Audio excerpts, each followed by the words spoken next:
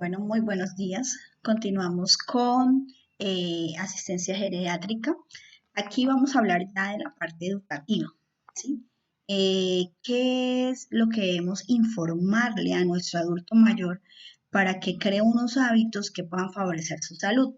Entonces, en la parte de la incontinencia urinaria, sabemos que cuando el adulto mayor llega, pasa la edad de 65 años, empieza a tener una incontinencia un poco más frecuente.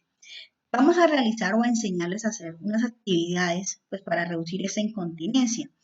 Una de las actividades que tiene que realizar el adulto mayor es beber agua de 1.5 a 2 litros al día, ¿sí? Tenemos que informarle también que debe visitar el baño cada 3 a 6 horas. Así no tenga ganas de orinar, el usuario debe ir al baño a realizar ese trabajo, perdón, o esta tarea de orinar. Realizar ejercicios de Kegel, que son 4 ítems, que primero es cerciorarse de que la vejiga esté vacía, luego se sienta o se acuesta, luego va a apretar los músculos del piso pélvico y con eso va a mantener apretado y va a contar de 3 a 5 segundos. Además de eso, de luego va a relajar sus músculos y cuenta otra vez de 3 a 5 segundos y repite este ejercicio apretando el piso pélvico unas 10 veces, 3 veces al día, mañana, tarde y noche. Y eso es ayudarle a que el músculo se contraiga y se relaje para que pueda tener mucha más precisión y que no haya tanta incontinencia urinaria. Eso es para fortalecer el piso pélvico. También es necesario que ellos sepan que hay que disminuir el alcohol, porque el aumento del alcohol en esta edad aumenta la frecuencia urinaria y por ende, pues la incontinencia. En el adulto mayor, incluso cuando está con problemas de próstata, pero que apenas está en estudio, el usuario empieza a tomar mucho alcohol, incluso cerveza, que es lo que más hace que se dé la frecuencia de la diuresis. eh, Hace que incluso haya una retención urinaria acompañada de un globo vesical y una urgencia. Entonces, el usuario debe incluso remitirse al servicio de urgencias para que le ayuden a evacuar porque ya su próstata no le aguanta. Entonces, por esto es necesario decirles que la disminución del alcohol, incluso absolutamente nada de bebidas alcohólicas, es mucho mejor en esta edad. También la disminución del tabaco, porque el tabaco hace que haya un daño en el esfínter. Controlar el peso, y esto siempre se hace en mayores de 75 años. Según la Organización Mundial de la Salud, también tenemos que darnos cuenta que un paciente adulto mayor es polifarmacéutico. ¿Qué quiere decir? Según la Organización Mundial de la Salud, nos dice que es de 1 a 3, el uso de 3 o más medicamentos, ¿sí? Él nos determina que un polifarmacéutico, un paciente que tiene más de 3 medicamentos que tiene que consumir por sus enfermedades crónicas. Entonces, las conductas de las personas geriátricas ante un tratamiento se condicionan a su personalidad, a su modo de vida, a su aprendizaje, a la inteligencia y la función cerebral, y el médico debe realizar esta evaluación de cada anciano, de cada adulto mayor, teniendo en cuenta los problemas que pudiera surgir con el uso que genera la polifarmacia, automedicación y sobredosis con efectos del deterioro de la salud. ¿Por qué les comento esto? Eso ya se los había referido, más sin embargo es indispensable la valoración del médico. ¿Por qué? Porque cuando el usuario tiene tres o más medicamentos, es un usuario que si yo no valoro la parte cognitiva, si yo no determino si este usuario va a continuar con este tratamiento como lo está ordenando el médico, debo enseguida en la observación decir que el usuario tiene alguna limitación cognitiva, lo cual requiere un acompañamiento, un cuidador responsable que esté pendiente del uso y de la administración del medicamento, porque si no el usuario va a empezar a tomarse todos los medicamentos, puede haber una toxicidad por ingesta de fármacos, porque el usuario se toma todos los fármacos del día en la mañana, para que no se le olviden los del resto de dosis, el resto de dosis de la tarde o de la noche. Como tiene alguna limitación cognitiva, pues esto no alcanza, digamos, como a determinar eh, la gravedad del asunto. Por eso es necesario esta valoración médica para poder decirle para que el médico dentro de su historia clínica deje la observación que requiere el uso del acompañamiento, el uso de los medicamentos requiere un acompañamiento de una persona responsable, porque definitivamente el adulto no puede tomar esta responsabilidad. También dentro de la educación vamos a brindarles a ellos la educación del riesgo de caídas, no solamente al adulto mayor, también se lo vamos a hacer llevar a sus familiares esta educación. Y eso es para evitar posibles caídas. Entonces, en el hogar debemos apartar todos los objetos que interfieran en la marcha del usuario, ¿sí? Debemos siempre utilizar unas barreras de apoyo. Hay que iluminar adecuadamente los ambientes y colocar siempre tiras antideslizantes o alfombras en su defecto para evitar pues las caídas. El calzado del adulto tiene que ser seguro, debe ser seguro, utilizar siempre un calzado que tenga suelita antideslizante, que sea esto bajo el calzado y que forre o sujete, ¿sí? Y movilice todo el pie.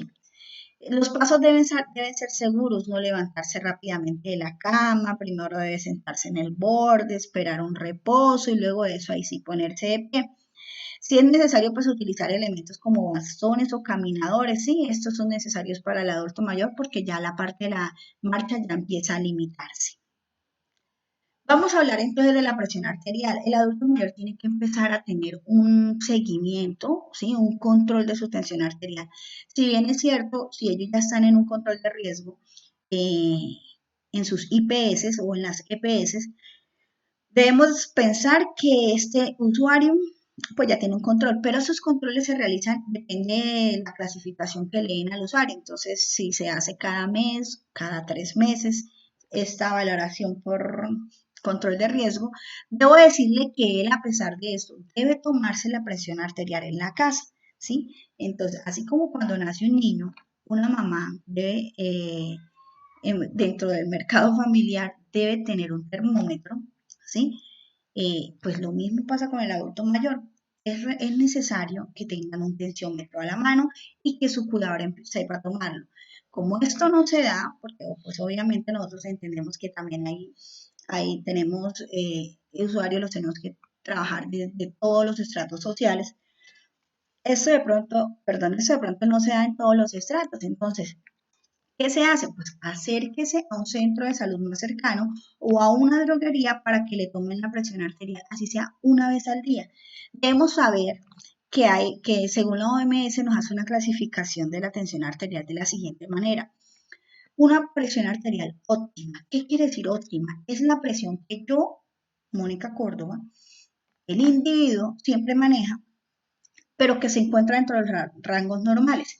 ¿Qué quiere decir? Si yo manejo tensiones bajas, entre comillas, 110-60, ¿sí? Siempre he manejado esa presión arterial. Eso es una presión arterial óptima. Está dentro de los rangos normales, así esté de pronto un poco más disminuida dentro del rango, dentro del parámetro normal, ¿sí?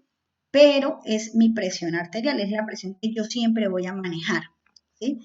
Cuando hablamos ya de presión arterial normal, estamos hablando de que de 120 a 80, máximo de 129 a 84, ¿sí? Milímetros por mercurio. Entonces, esto lo tengo que tener presente. Según la Organización Mundial de la Salud nos habla que hay una normal alta. La normal alta va de 130-85 hasta 139-89 milímetros de mercurio. La hipertensión se diagnostica en 3 grados, ¿sí? Hipertensión grado 1, que va de las 140 a 159 hasta las 140, 90, 140, 99, ¿sí? Entonces, hasta va de 140 a 159 la sistólica y la diastólica de 90 a 99 milímetros de mercurio. La hipertensión grado 2 nos va de las 160 a las 179 la presión sistólica y de las 100 a las 109 presión diastólica, milímetros de mercurio. Y cuando vamos a hablar de una hipertensión grado 3, estamos hablando de que está mayor o igual a 180-110. Y aparte de eso, también tenemos una variable que nos habla de una hipertensión sistólica aislada, que es mayor o igual a 140 y menor de 90, ¿sí? Está mayor, la presión sistólica, perdón, está mayor o igual a 140, pero la presión diastólica está menor de 90. Entonces quiere decir que hay una hipertensión sistólica aislada. O sea, es la sístole la que se eleva mientras la diástole se mantiene dentro del parámetro normal. Vamos a hablar de otra educación que yo debo brindarle al adulto mayor y es los controles que debe realizarse con la agudeza auditiva y la agudeza visual. Dentro de la agudeza auditiva debe ser valorada siempre pues, por el médico, ambas son valoradas por el médico, luego el médico pues remite en caso tal de que sea necesario al especialista. En la agudeza auditiva, ellos a pesar del tiempo van disminuyendo la parte auditiva, ¿sí? Su agudeza se hace a través del tiempo, pues va a ir disminuyendo y van a llegar a un momento de pronto que ellos creen que están completamente sordos. Pero lo que pasa es que esto empieza a disminuir. Si yo no empiezo a llevar un control de esto, ¿sí? Realmente el adulto mayor empieza a perder este sentido de la audición. ¿Listo? Y en la agudeza visual igual. Y si le sumamos que aparte de eso es un paciente diabético, dentro de los eventos adversos, perdón, dentro de los efectos de su enfermedad, de su patología como la diabetes, hace que haya una disminución en la parte visual. Y aparte de eso le sumamos que es un adulto mayor, pues entonces obviamente la visión va a ser más disminuida. Para eso tengo que estar haciendo unos controles para que puedan determinar qué tipo de agudeza tengo y pueda ser controlada y manejada a tiempo. Dentro de los laboratorios de control que se les ordenan al adulto mayor, los iniciales siempre está el hemograma, la glicemia basal, el perfil lipídico, un parcial de orina completo, una creatinina sérica y un electrocardiograma. Estos son los laboratorios y exámenes de control que se realizan iniciales. Ya después de eso se hacen o una vez al año o 2 veces al año, pero no se repiten absolutamente todos. ¿Listo? Entonces, hay unos que se realizan dos veces al año, que es el perfil lipídico, lo mismo el hemograma, lo mismo la creatinina y lo mismo el electrocardiograma. Los que se hacen anual, entonces, son la glicemia basal y el parcial de orina completo. Eso es todo, muchachos. Espero que estudien juiciositos y nos vemos muy pronto en otra ocasión. Bendiciones para todos.